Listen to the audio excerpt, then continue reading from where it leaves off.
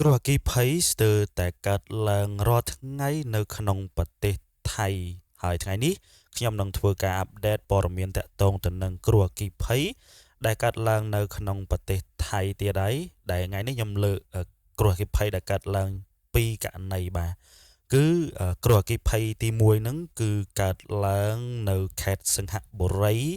ដែលអគ្គីភ័យឆាបឆេះរោងចក្រក្រដាសបាទនេះគឺជាហេតុការណ៍ដែលកើតឡើងនៅថ្ងៃទី13ខែវិច្ឆិកាឆ្នាំ2025នៅវេលាម៉ោង7យប់ឯករណីមួយទៀតហ្នឹងគឺឆេះនៅក្នុងហាងមួយកន្លែងស្ថិតនៅវត្តពិជ័យនៅនឹងក្រុងឧទ័យធានីដែលវត្តពិជ័យហ្នឹងគឺឈ្មោះពេញគេហៅថាវត្តពិជ័យបូណារាមដែលវត្តហ្នឹងគឺស្ថិតនៅទីរួមខេត្តឧទ័យធានីបាទហើយវត្តនេះដែរគឺជាវត្តមួយដែលមានវ័យចំណាស់នៅក្រុងឧទ័យធានីនឹងផងដែរបាទឥឡូវយើងចូលមកដល់សេចក្តីរាយការណ៍ទាំងពីរករណីទាំងអស់គ្នាជាមួយខ្ញុំបាទគ្រោះមហន្តរាយបានកើតឡើងនៅក្នុងប្រទេសថៃស្ទើរជារៀងរាល់ថ្ងៃរួមទាំងគ្រោះអគ្គីភ័យគ្រោះទឹកជំនន់និងគ្រោះថ្នាក់ចរាចរណ៍ធំៗផងដែរនៅឯប្រទេសថៃឥឡូវយើងចូលមកដល់ពីរករណីចំពោះភ្លើងអគ្គីភ័យដែលឆាបឆេះបាទឥឡូវយើងចូលមកដល់ករណីទី1បាទគឺជាករណីអគ្គីភ័យធ្វើការឆាបឆេះរោងចក្រក្រដាសដ៏ធំមួយនៅខេត្តសង្ហបុរីបាទអញ្ចឹងនៅថ្ងៃទី13ខែវិច្ឆិកាឆ្នាំ2025ម្សិលមិញនឹងឯងគឺនៅវេលាម៉ោង17នាទីយប់ត្រូវនឹងម៉ោង7យប់នឹងឯងបានមានកើតហេតុគ្រោះអគ្គីភ័យឆេះរោងចក្រក្រដាសមួយកន្លែងដែលស្ថិតនៅស្រុកមឿងខេត្តសង្ហបុរីបាទខេត្តនេះខ្ញុំធ្លាប់អាប់ដេតព័ត៌មានគ្រោះអគ្គីភ័យម្ដងរួចទៅហើយភ្លាមនោះបានទទួលពីព័ត៌មានអាជ្ញាធរផលិតអគ្គីភ័យនិងកងកម្លាំងសង្គ្រោះបន្ទាន់នៃក្រុងសង្ហបុរីនឹងបានចល័តកម្លាំងប្រជាពលរដ្ឋនិងរថយន្តផលិតអគ្គីភ័យជាច្រើនគ្រឿងចុះដល់កន្លែងកើតហេតុភ្លាមដើម្បីបង្ក្រាបនិងគ្រប់គ្រងស្ថានភាពទាំងស្រុងបាទយោងតាមរបាយការណ៍បច្ចុប្បន្នក្រមមន្ត្រីជំនាញបានគ្រប់គ្រងភ្លើងឆេះរោងចក្រនេះបានទាំងស្រុងហើយគិតត្រឹមពេលនេះពុំទាន់មានរបាយការណ៍ពីអ្នករងរបួសឬអ្នកស្លាប់ណាមួយត្រូវបានគេរាយការណ៍នៅឡើយទេបាទនេះគឺជាករណីគ្រោះអគ្គីភ័យដែលកើតឡើងឆេះរោងចក្រក្រដាសបាទនៅឯខេត្តសង្ហបុរីប្រទេសថៃបាទកើតឡើងថ្ងៃទី13ខែវិច្ឆិកា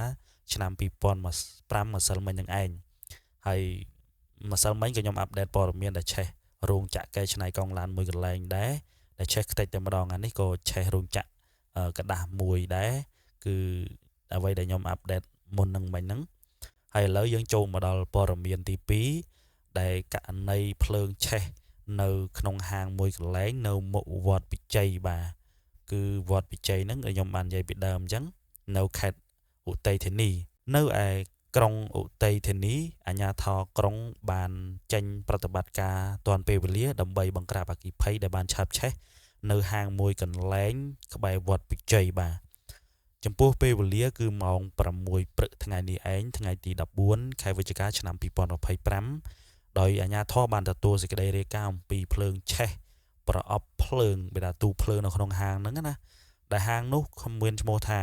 នងព្រាវដែលស្ថិតនៅចំមុខវត្តពិជ័យនឹងតែម្ដងក្នុងហេតុការណ៍នោះភ្លាមក្រុមការងារបង្ការនិងពលរដ្ឋអគ្គីភ័យរបស់សាលាក្រុងឧទ័យធានីបានចេញទៅដល់កន្លែងកើតហេតុនិងអាចគ្រប់គ្រងស្ថានភាពបានយ៉ាងឆាប់រហ័សបាទហើយសភាពការនៅក្រោយពេលដែលកើតហេតុហ្នឹងហេតុការណ៍ដែលបានឆាបឆេះហ្នឹងកើតឡើងនៅហាងលក់សម្ភារៈផ្លាស្ទិកនៅមុខវត្តពិជ័យហ្នឹងហើយឥឡូវនេះគឺក្រុមពលរដ្ឋអគ្គីភ័យនៃក្រុងឧទ័យធានីហ្នឹងបានគ្រប់គ្រងភ្លើងបានទាំងស្រុងហើយអាជ្ញាធរក្រុងឧទ័យធានីបានថ្លែងអំណរគុណដល់មន្ត្រីពលរដ្ឋអគ្គីភ័យទាំងអស់ដែលបានបំពេញភារកិច្ចយ៉ាងរហ័សក្នុងការបង្ក្រាបហេតុការណ៍នេះបាទនេះគឺជាហេតុការណ៍ទី2ចំពោះភ្លើងឆេះហាងមួយកន្លែងនៅវត្តពិជ័យដោយឆេះប្រអប់ភ្លើងផ្ទុះអញ្ចឹងណាដើម្បីឲ្យវាឆេះហើយខ្ញុំដាក់រូបភាពឲ្យមើលហើយហាងនោះគឺជាហាងប្រភេទសម្ភារៈផ្លាស្ទិកអញ្ចឹងវាងាយឆេះអញ្ចឹងណាអញ្ចឹងនេះគឺជាពីករណីដែលខ្ញុំអាប់ដេតចូលគ្នាតាក់ទងនឹងគ្រោះអគ្គីភ័យដែលកើតឡើងនៅថ្ងៃនេះផងដែររួមទាំងថ្ងៃពីម្សិលមិញ ចឹងព័ត៌មានខាងលើនេះក៏ដូចជាព័ត៌មានចែករំលែកពីគ្រោះមហន្តរាយពីខាងប្រទេសថៃផងដែរអញ្ចឹងខ្ញុំមានតែប៉ុណ្្នឹងទេតទៅនឹងព័ត៌មានថ្ងៃនេះ